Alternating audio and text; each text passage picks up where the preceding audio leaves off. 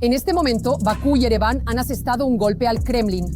Putin está perdiendo una región estratégica. Rusia ha sido expulsada del Cáucaso. Una trampa mortal para el enemigo. El cielo de Ucrania está bajo control. El nuevo sistema de defensa antiaérea convierte los drones rusos en cenizas. Los interceptores de última generación ya están listos para el combate. Los éxitos negativos del ejército ruso. ¿Por qué los reclutas rusos mueren en la segura región de Kursk? La dronmanía del Kremlin. Para 2030, Rusia prepara 1 millón de especialistas en drones. Las falsedades de Rusia frente a la realidad de las Fuerzas Armadas de Ucrania. Pánico y colapso de los ocupantes en lugar de victorias. Impactante. Asesinos y pedófilos. Nuevos héroes de la Operación Militar Especial. De esto hablaremos en Punto Caliente. La alianza entre Bakú y Ereván golpea a Rusia. Esto es un fracaso total del Kremlin y la destrucción absoluta de la influencia de Moscú. Azerbaiyán y Armenia han expulsado a Rusia de la región. El Cáucaso está en la órbita de Ankara y Washington. Detalles explosivos, véalos ahora mismo. Este acuerdo cambiará el Cáucaso y pondrá presión sobre el Kremlin. El deterioro de las relaciones de Bakú con Moscú y el apoyo a la reconciliación entre ambos países por Turquía y Estados Unidos lo ha cambiado todo. Estoy muy orgulloso de estos valientes líderes por tomar la decisión correcta en beneficio de los grandes pueblos de Armenia y Azerbaiyán. Este será un día histórico para Armenia, Azerbaiyán, Estados Unidos y todo el mundo. Las fronteras cerradas y los antiguos conflictos étnicos quedan en el pasado. La reunión de los líderes de Armenia y Azerbaiyán ha normalizado las relaciones entre Ereván y Bakú. Un mes antes ya se habían celebrado las negociaciones finales entre los líderes de ambos países. Fueron extensas, en diferentes formatos y duraron más de 4 horas. Los líderes de Armenia y Azerbaiyán están listos para firmar una declaración sobre la disolución del Grupo de Minsk de la OSCE, que promovía el Kremlin. Esta organización, desde 1992, operaba bajo la dirección conjunta de la Federación Rusa, Francia y Estados Unidos, actuando como mediadora en la resolución del conflicto de Nagorno-Karabaj. Ni siquiera nosotros teníamos esperanzas y nadie esperaba que durante estas conversaciones nuestras hubiera algún avance concreto. Armenia y Azerbaiyán estuvieron en conflicto durante más de 30 años por Karabaj, pero ahora ni siquiera lo discuten. En marzo de 2025, Armenia y Azerbaiyán anunciaron que habían acordado el texto de un acuerdo para establecer la paz y las relaciones interestatales. Karabaj es nuestro. Karabaj es Azerbaiyán.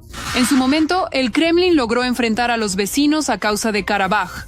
Jugaron su propio juego y fingieron ser pacificadores durante mucho tiempo, pero finalmente fueron desenmascarados. Armenia comprendió que los hombrecillos verdes de Putin en las bases militares eran una ficción. Supuestamente, Rusia debía participar en todos los procesos de normalización entre Armenia y Azerbaiyán y era la garante. Putin firmaba documentos sobre Karabaj, pero incluso aquí el dictador del Kremlin fue arrojado por la borda del barco. Rusia ha sido completamente excluida de este proceso, aunque durante mucho tiempo fue mediadora entre ambos países. Estimado Nikolai Vladimirovich, me alegra verlo. La muerte de un azerbaiyano en Rusia y los arrestos de opositores en Armenia solo sacaron a la superficie el descontento y la desconfianza que se habían acumulado durante años. Por supuesto, estamos interesados en la máxima cooperación en todos los vectores, en todas las direcciones. Y además de los formatos multilaterales, de todos modos nos unen relaciones bilaterales muy estrechas. Eso es. Y tenemos la intención de seguir desarrollándolas. En este momento, lo importante es que se está decidiendo la apertura del corredor de Sanghe Sur. Se trata de una ruta de tránsito a través del territorio de Armenia, que conectará Azerbaiyán con su enclave, la República Autónoma de Najicheván. Armenia está interesada y desea la apertura de comunicaciones de transporte en la región, el intercambio comercial bilateral, la comunicación internacional desde Armenia hacia terceros países a través del territorio de Azerbaiyán, desde Azerbaiyán hacia terceros países a través del territorio de Armenia, así como el intercambio de tránsito. En otras palabras, aquí demostramos un interés y una disposición constantes. Para Bakú, este es un proyecto importante. Hoy, llegar a la autonomía es posible principalmente por vía aérea. Quiero subrayar que en esta declaración se menciona solo un corredor y es el corredor de Lachin, que debía estar bajo el control de los pacificadores rusos, pero lamentablemente ha sido bloqueado ilegalmente por parte de Azerbaiyán. Rusia también quería sacar provecho aquí. Se veía a sí misma en este proceso como un mediador que se beneficiaría de la apertura de las comunicaciones regionales. Putin planeaba colocar el servicio de guardia fronteriza del FSB de la Federación Rusa para que controlara la carretera a través de Armenia. La firma del memorando no solo conduce al aislamiento geopolítico de Armenia, sino que también amenaza las relaciones con Irán, que se opone categóricamente a la transferencia del corredor de Sanjessur. La carretera se abrirá, pero sin la participación de Moscú. Y esto será un golpe enorme para la influencia rusa en el Cáucaso Sur.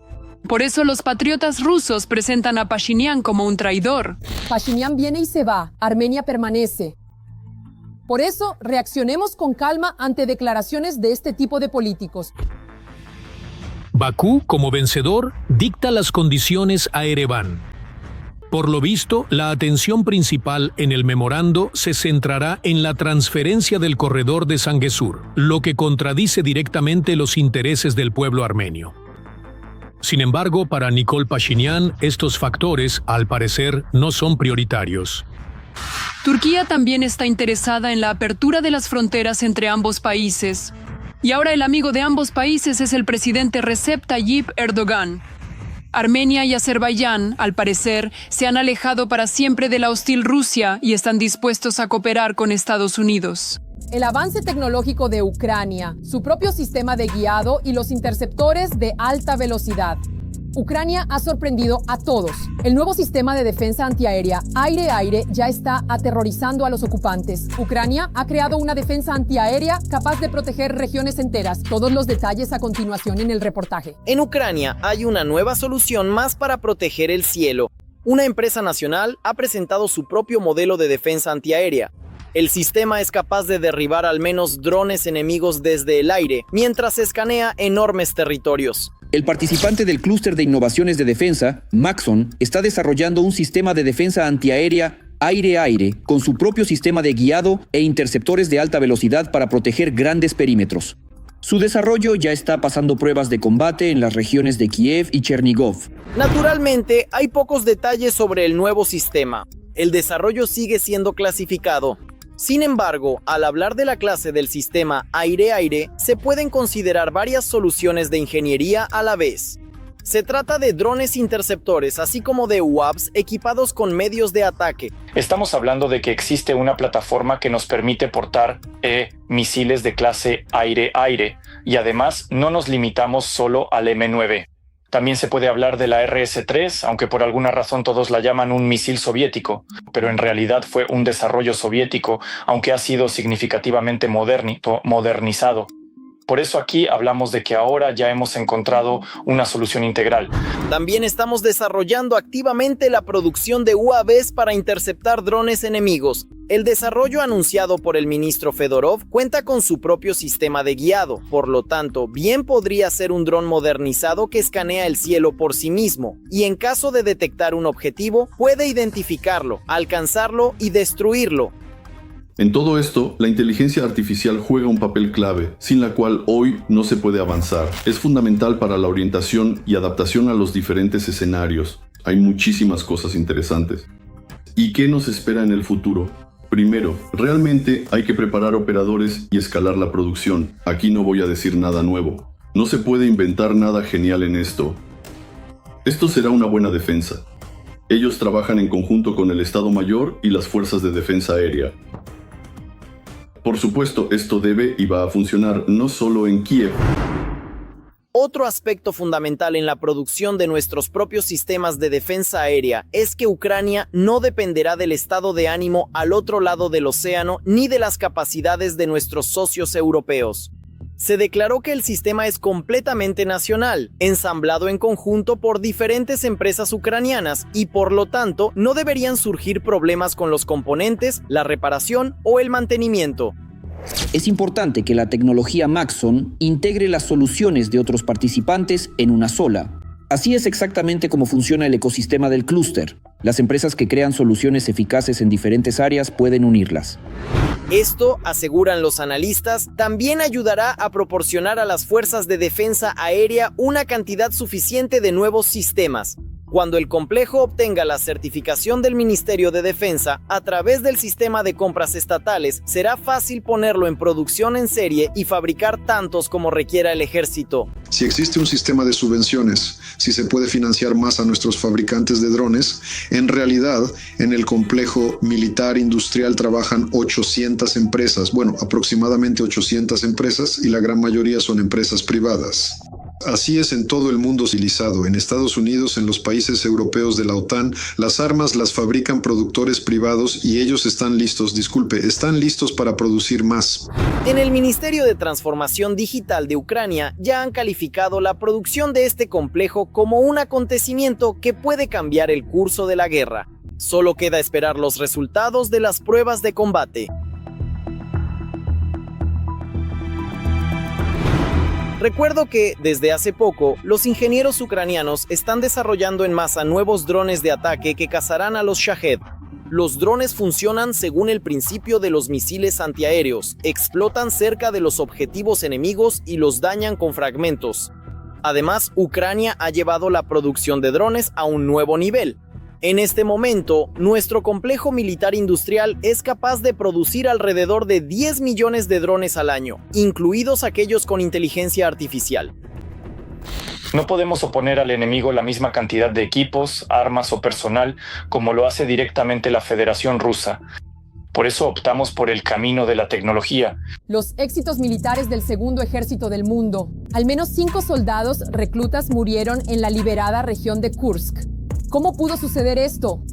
El Ministerio de Defensa del país agresor, echando espuma por la boca, informó al del búnker que la región había sido limpiada de las Fuerzas Armadas de Ucrania. ¿Cómo se puede morir en un lugar donde supuestamente no hay guerra? Mírenlo ahora mismo. En esta operación participan exclusivamente militares profesionales, oficiales del ejército y contratistas especializados. No hay ni un solo recluta en este momento, y no planeamos hacerlo en absoluto. No están allí, pero siguen muriendo. Tras la supuesta liberación total de la región de Kursk, al menos 5 reclutas rusos murieron en la zona. El medio Verska informa que al menos media docena de jóvenes murieron en la región de Kursk después del informe del mando sobre la liberación de la zona. Los periodistas recopilaron información de fuentes abiertas, de familiares, amigos y antiguos compañeros de servicio. Se fue de la oficina de reclutamiento militar en la ciudad de Nefteyugansk hacia Kursk. Era un recluta. Él no estaba en la operación militar especial, solo cumplía el servicio militar obligatorio. Este mensaje en las redes sociales fue escrito por los familiares de Artyom Borodin, fallecido hace 2 meses. El joven de 20 años solo había servido medio año. Como muchos otros, no tenía suficiente preparación. Sin embargo, se encontraba cerca de la zona de combate, donde, según el mando ruso, hacía tiempo que no había enemigos y la situación era tranquila. Muchos comandantes hacen declaraciones irreflexivas solo por el deseo de ascender. Y quienes pagan por sus palabras son los chicos comunes, a menudo con el precio de sus propias vidas. Lamentablemente, esta práctica está muy extendida. Una de las principales causas de la muerte de los reclutas en la región de Kursk, según los analistas, es que los envían a patrullar la frontera en una zona donde operan constantemente grupos de sabotaje y reconocimiento de ambos bandos. Las posibilidades de sobrevivir para quienes ayer eran escolares son pocas. Así, por ejemplo, terminó la vida de Mikhail Ulasenko, de 22 años, de Noyabrsk. Según la televisión local, fue llamado al servicio militar en noviembre del año pasado.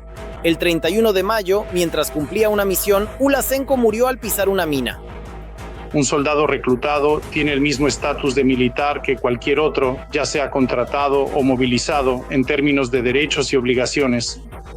Y perfectamente puede, y como vemos, ellos se encontraban en la zona de combate. El mismo destino le ocurrió al joven de 18 años Iván Nisegorodov, del asentamiento de la cantera Izvestniak en la región de Perm.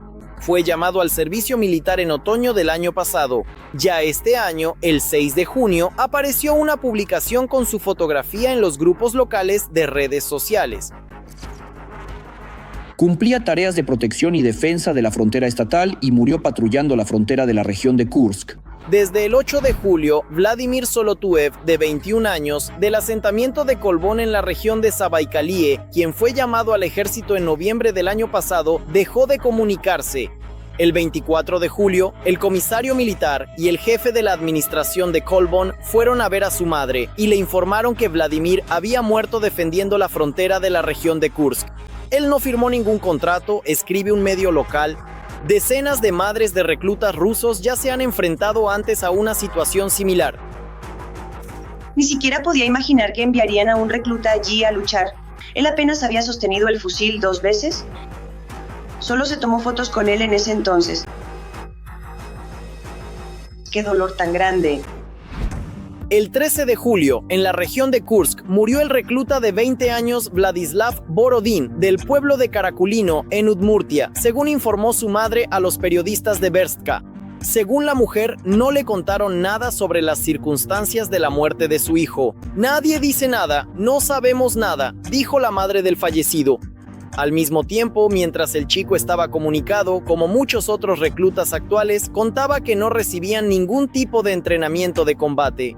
Durante todo ese tiempo, mientras servían en la unidad, hablábamos con ellos a diario y todos decían lo mismo. Todos decían que solo les enseñaban a formarse y marchar. Incluso cuando hacían guardias por el perímetro de la unidad, les daban un cuchillo en la mano, no un fusil, porque no estaban entrenados. Al mismo tiempo, a diferencia de los familiares de los fallecidos, el mando ruso sí entiende que la situación en la región de Kursk aún no ha sido controlada. Y ya ha habido una reacción al respecto. El general del ejército ruso, Alexander Lapan, tristemente célebre y a quien se le atribuye el fracaso de la defensa de Kursk, fue destituido del ejército. Pero el decreto aún no ha sido publicado. Esperamos. Si esto es cierto, la destitución de un general así es muy simbólica. Al mismo tiempo, hay información de que no solo fue destituido, sino despedido de las Fuerzas Armadas. Se avecina una investigación en la región de Kursk sobre la muerte de Mailes. En su lugar fue nombrado Evgeny Nikiforov, quien hasta ahora tampoco ha logrado mejorar la situación en Kursk. La frontera sigue estando completamente fuera del control de Rusia. Al mismo tiempo, esto aún no es una zona de la llamada Operación Militar Especial. Quiero enfatizar. Los soldados que cumplen el servicio militar obligatorio no participan ni participarán en las hostilidades. Y oficialmente, allí no se están llevando a cabo acciones de combate. El mando, de hecho, informó que todo está bajo control. En otras palabras, este es uno de los lugares probables donde los nuevos reclutas cumplirán su servicio militar obligatorio. La militarización total de Rusia se prepara a los niños para la guerra. Las escuelas se han convertido en bases militares. Para el año 2030, en Rusia habrá 1 millón de operadores de drones. ¿Cómo Rusia está convirtiendo a la juventud en operadores de drones? Véanlo a continuación en el reportaje. La inteligencia británica informa, el país agresor, Rusia, planea para el año 2030 convertir al menos a 1 millón de niños en especialistas en drones de combate. Los agentes de inteligencia que en su investigación utilizaron exclusivamente fuentes abiertas constatan: dicha formación representa un paso significativo hacia una probable militarización adicional de la educación rusa, una tendencia que se ha intensificado tras la invasión a gran escala de Rusia a Ucrania en 2022. Mucho dependerá, en primer lugar, de la edad específica a la que se aplicará esta medida o intervención, lo cual es un factor crucial a considerar. Y en consecuencia, ahora las tendencias son diferentes para cada grupo de edad. Desde, discúlpenme, el jardín de infancia, donde planean introducir lecciones sobre temas importantes, hasta los adolescentes, a quienes pretenden enseñar actividades relacionadas con drones. La operación del Kremlin con drones en las escuelas por ahora no es muy extensa. Antes del inicio de la invasión rusa a Ucrania, en Rusia había alrededor de 40.000 escuelas. Se planea preparar a futuros pilotos de drones solo en 500 escuelas y en otras 3 decenas de colegios con centros de formación práctica. Hay que decir que esta historia con los drones, claro, puede tener ciertas consecuencias, simplemente porque a los adolescentes les gusta jugar videojuegos. A primera vista, un dron es como un videojuego, solo que en el mundo real, con sus propias reglas y desafíos. Para llevar a cabo la formación, se prepararon alrededor de 2.500 profesores. Sin embargo, la eficacia de su enseñanza difícilmente será alta, al menos porque el profesor ruso promedio tiene entre 45 y 46 años. Es decir, es un representante de la generación anterior que creció en su infancia sin computadoras ni teléfonos. En la cabeza de Putin está la capitulación de Ucrania.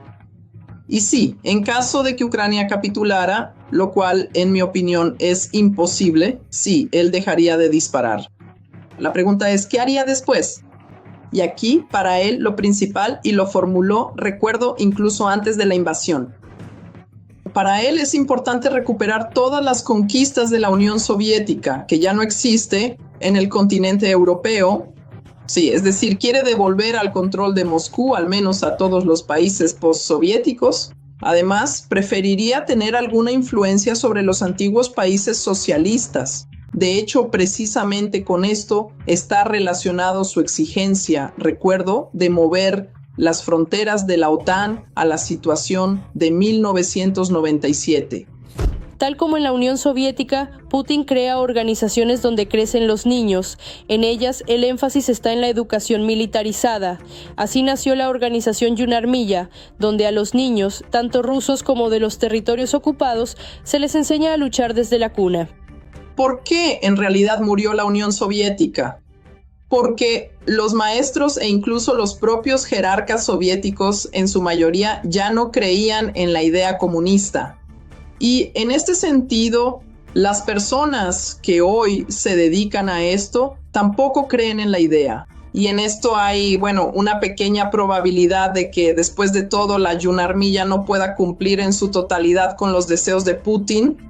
Sin embargo, tanto la Yunarmilla como la formación adicional en drones y otros tipos, por así decirlo, de artes militares, fomentarán el espíritu de guerra entre la juventud, ayudando a Putin a seguir luchando no solo contra Ucrania, sino también contra el resto del mundo.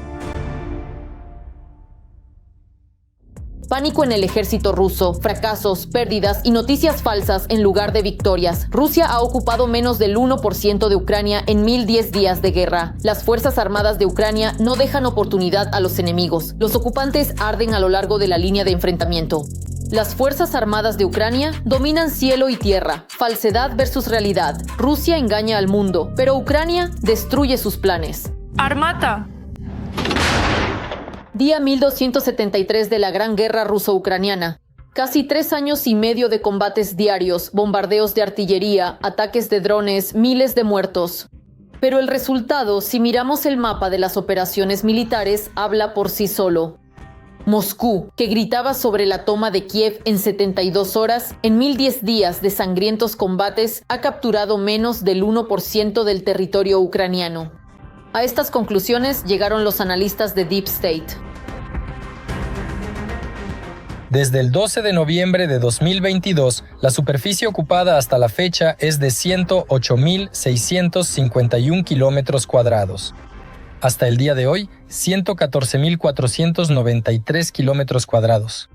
El enemigo ha ocupado 5.842 kilómetros cuadrados del territorio ucraniano. Esto constituye 0,96 centésimas de toda la superficie del Estado ucraniano dentro de sus fronteras internacionalmente reconocidas. Estado profundo. Los rusos tuvieron, es cierto, serios éxitos operativos, pero esto ocurrió en las primeras semanas de la invasión, cuando Ucrania no estaba físicamente preparada para enfrentarse al otrora segundo ejército del mundo, que simultáneamente estaba abriendo camino en todas direcciones. En aquellos días, el enemigo logró capturar Jersón, Mariupol y, en parte, las regiones de Kiev, Chernigov y Sumy. Todos entendieron que había que atrincherarse de inmediato. Al menos, la Federación Rusa, después de perder la región de Kharkov, comprendió claramente que no se puede mantener la victoria sobre ruedas. Desde su lado, si quieres consolidar posiciones, tienes que atrincherarte. Y todas estas fortificaciones, todas estas posiciones, neutralizaron todos los problemas más graves que hubo al inicio de la guerra. Al principio, Rusia rompió de manera muy contundente nuestra defensa. Luego, Ucrania hizo retroceder a la Federación Rusa y después todos pasaron a acciones de combate más o menos posicionales. trincheras, zanjas, bosques, plantaciones, y así es como se llevan a cabo las acciones de combate. Pero las posteriores contraofensivas de las Fuerzas Armadas de Ucrania hicieron retroceder a los ocupantes decenas de kilómetros, cambiando el curso de la guerra. Desde el 12 de noviembre de 2022, el frente se estabilizó. Rusia ahora sigue intentando avanzar, pero ya no a una escala tan grande. El enemigo asalta las posiciones de las Fuerzas Armadas de Ucrania, esperando apoderarse aunque sea de un poco de tierra ucraniana. Bakhmut, Avdiivka, Kupiansk, Chasiv Yar, Robotaine, miles de intentos de asalto a las trincheras, pero el avance es mínimo, a veces de 300, a veces de 500 metros. Cientos de miles de soldados rusos han caído, pero la situación estratégica casi no ha cambiado.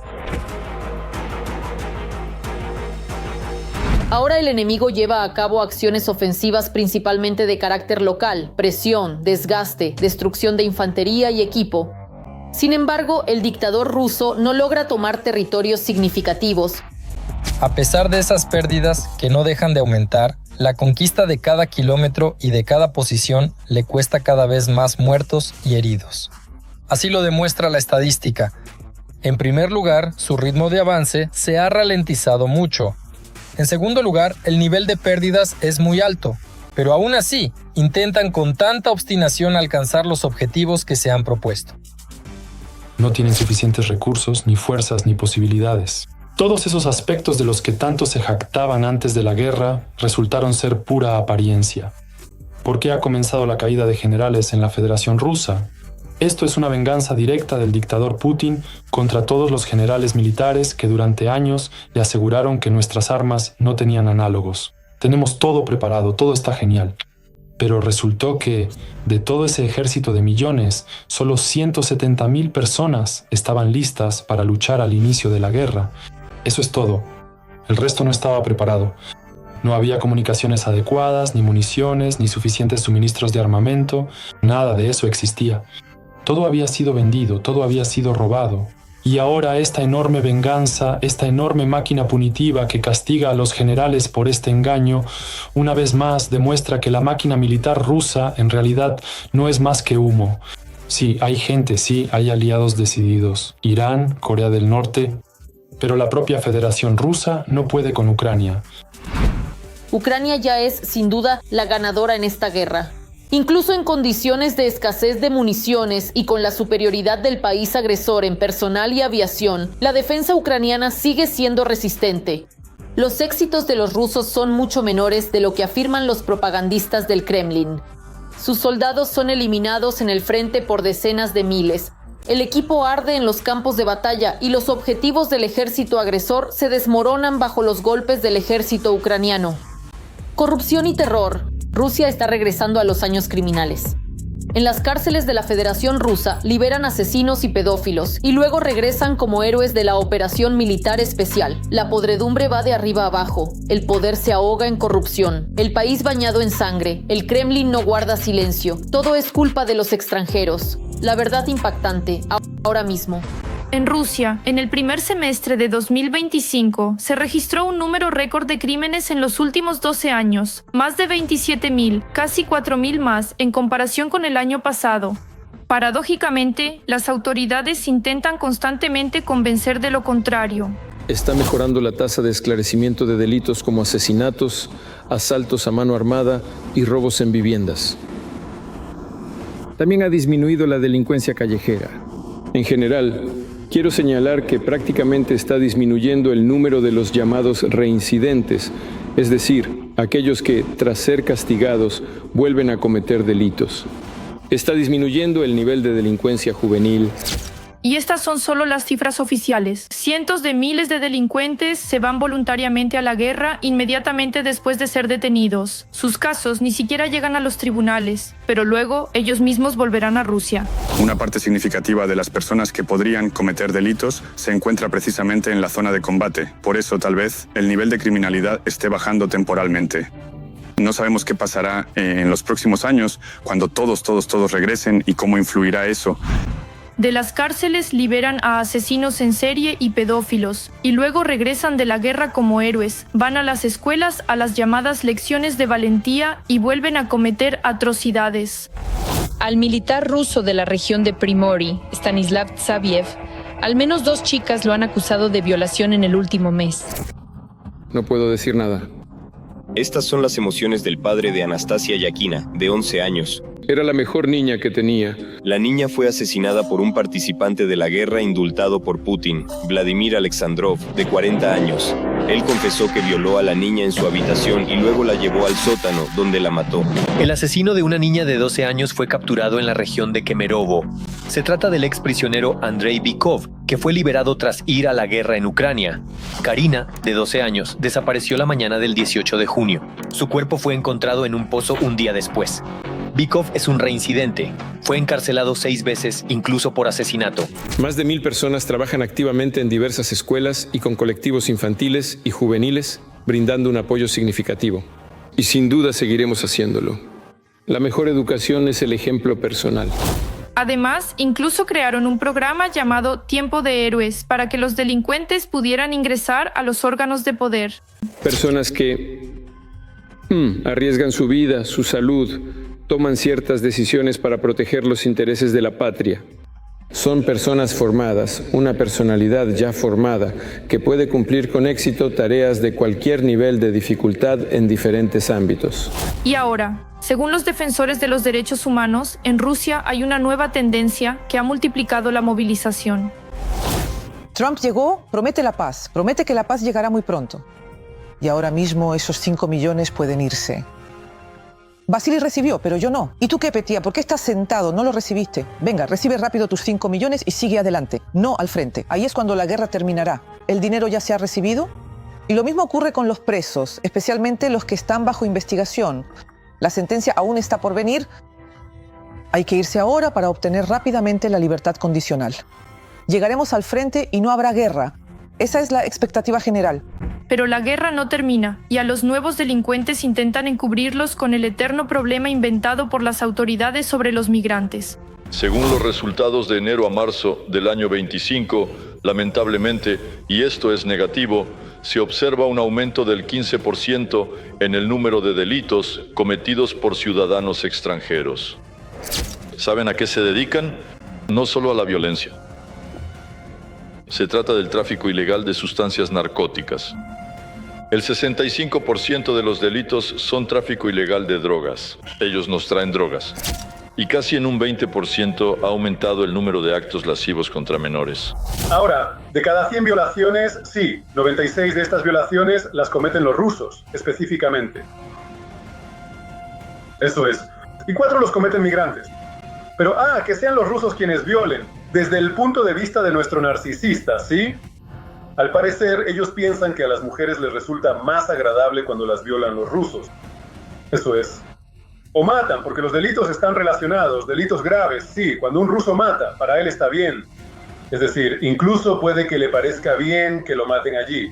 Y cuando lo asaltan, si es un ruso quien lo asalta, tampoco le parece mal. Y la situación solo irá empeorando, especialmente cuando termine la guerra y todos esos llamados héroes regresen a sus ciudades natales. Eso es todo. Y para más noticias candentes del frente, véanlas en el próximo episodio.